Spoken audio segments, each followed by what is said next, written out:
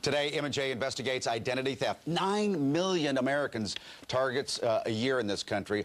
Are certain people being targeted over others? Has the justice system made any headway in prosecuting these people? All those questions are going to be answered, as you're going to see in our next story. Sometimes it's the most vulnerable who make the best targets. Watch this.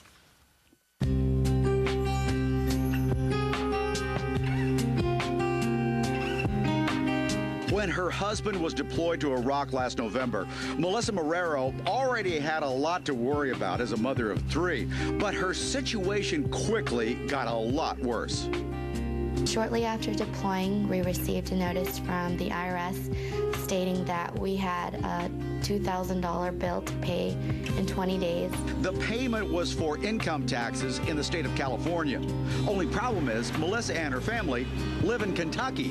My husband called me and I was like, baby, did you ever work in LA? He goes, I don't know what you're talking about. I've never even been to California before.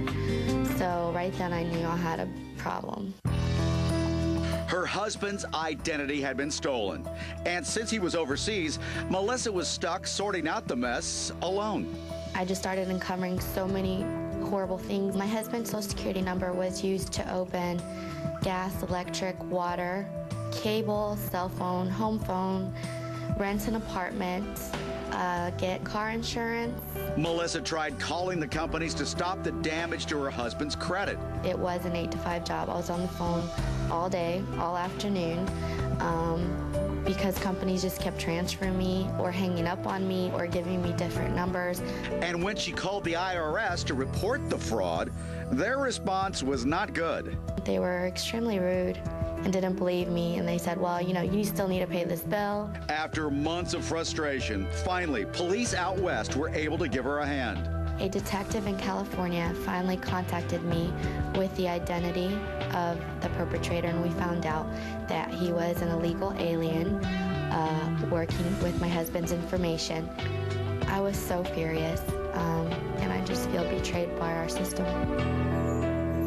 It's an awful story. Melissa's here with us. Also with us today is identity theft expert and chief security analyst for OneUSecurity.com, Robert Siciliano. And attorney Remy Spencer is with us again. Good to have you all here. My gosh, Melissa.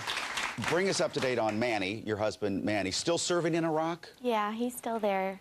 He was injured while all of this was going on. Why do you think that happened? Right, I believe the stress caused, this whole situation caused him a huge amount of stress. He wasn't sleeping at night, was he? No, he couldn't sleep, he couldn't eat. Nothing. How did he get injured? He got hit by a door when his convoy ran over a landmine. Oh, gosh.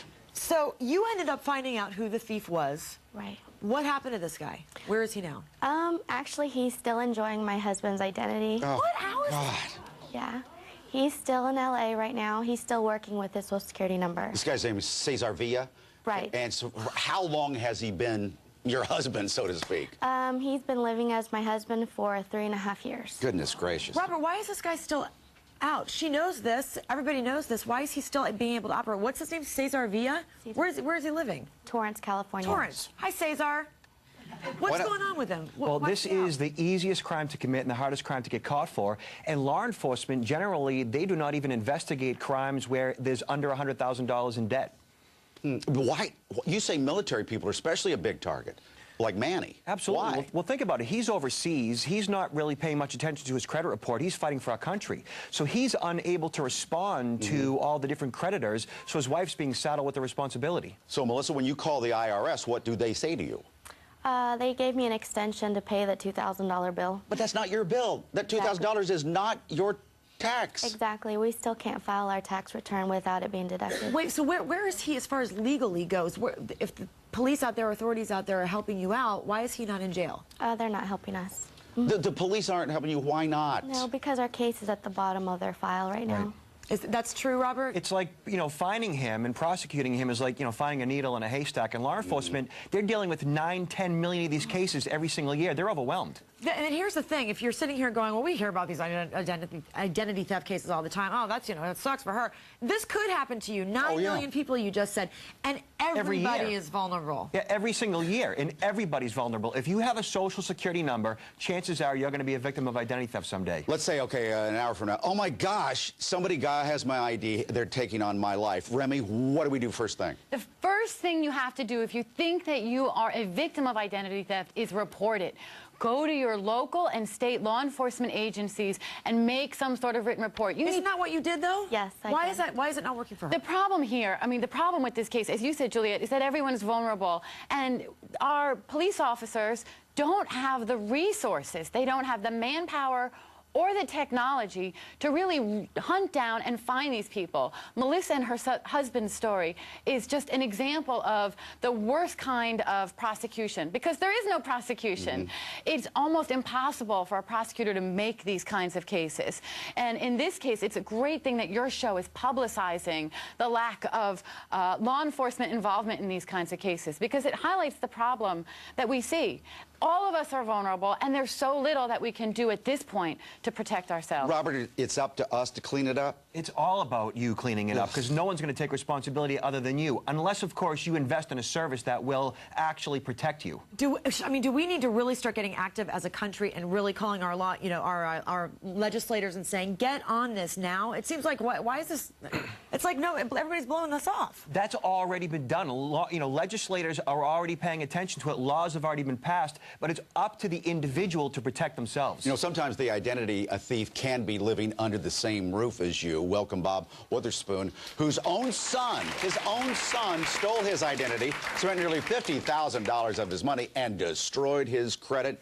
Your son was about what age when he did this to you? He's about 30 years old. Why? Well, he was having some difficult times, and he basically wasn't able to secure credit in his own name. And when he contacted the credit card companies, they wanted to know, are you Robert William or Robert Edwin? And in a weaker moment, he was Robert Edwin, which is me. And what happened is he had all of our information. So it was pretty easy for this to occur. Yeah. Well, my wife and I discovered this, about 3 years later. And but he had run up quite a bill. But we approached this differently. We figured, he's a good boy, and he's never done anything really bad. He just made a bad choice. So we embraced him with love and said, we're going to get through this How is he together. now? He's doing great. He's a fireman. Good. He's just doing wonderful. Well, Melissa is not going to be embracing Cesar Villa anytime soon with any love, I have a feeling. And when your husband comes back, I'm sure he's going to be embracing Cesar Villa, probably. Not with much love. Do you feel like you've been, do you feel like you've been screwed over by our country? Absolutely, because he works for the government, so you think that they would take care of him, and they don't. He probably is worried about this every single day. Oh, absolutely. He still doesn't sleep. When he's trying to protect us over there and worry about getting killed. Exactly. Yeah. Bob, what was the biggest problem for you when you were going and trying, you heard Melissa's story, when you were trying to right all these wrongs that your son created for you, how difficult was it for you? Well, what was interesting is the credit card companies, once I told them that I would not prosecute my son, they basically said, well, guess what? These debts are yours. So I immediately, fortunately for us, we did some refinancing and we paid the amount.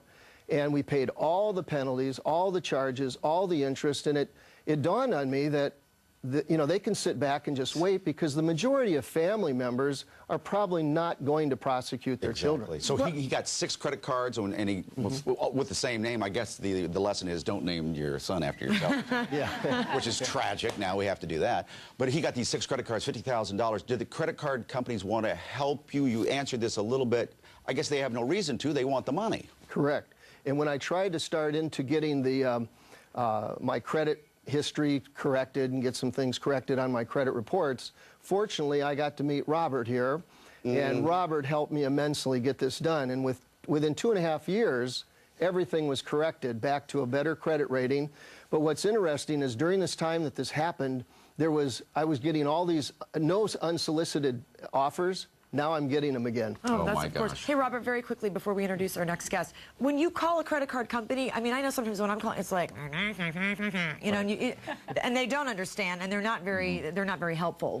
Who should you call? What department should you call first? Well, we're in a credit-driven society, and they want to issue credit. They want to issue credit to anybody who has a pulse, or again, or a social security number. And so when you make these calls, or an identity thief makes these calls, chances are an account is going to be opened up under that potential victim's name, unless they do things ahead of time to prevent that.